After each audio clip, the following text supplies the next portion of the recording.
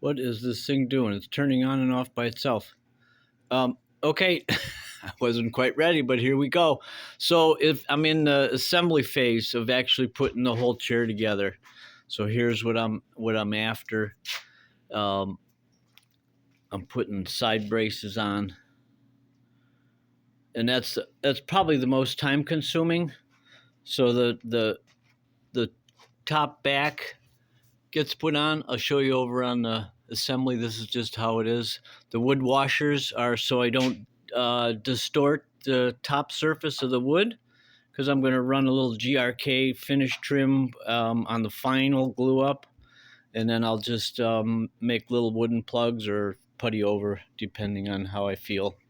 So here's how you set up a nice little low sawhorse table, so it's up at your face level, kind of, good working height. So I've got another jig here that gives me the curvature of the back, and a certain height here. I measure up, and then I make a tick, and I screw right into it.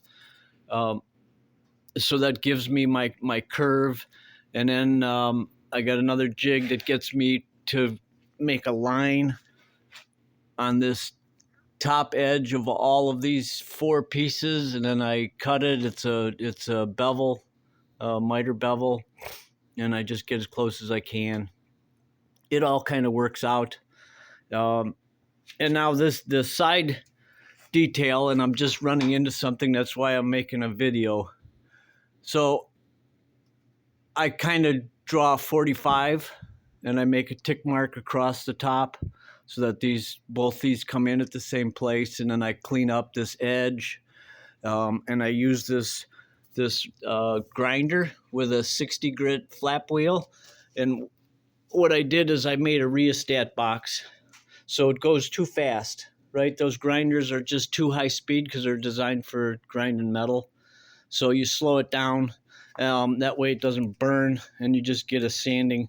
So I make a little shoulder cut eventually in the bottom. So this is the inside bottom. This would be the seat line right here. I make a little shoulder so that I cover the top edge right here. It covers that.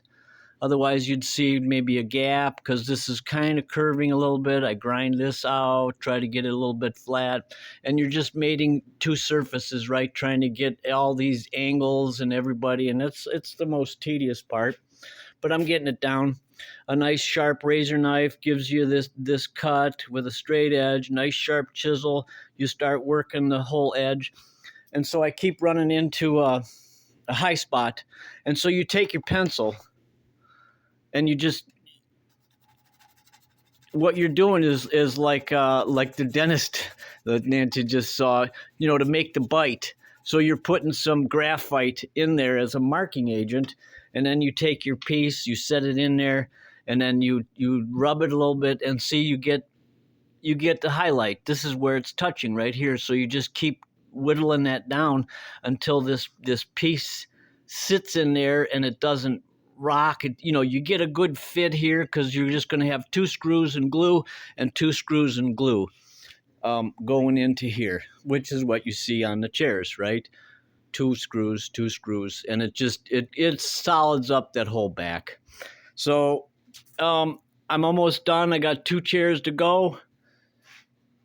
And then I'll pop the top off, the whole thing as a bundle, because it's tied here.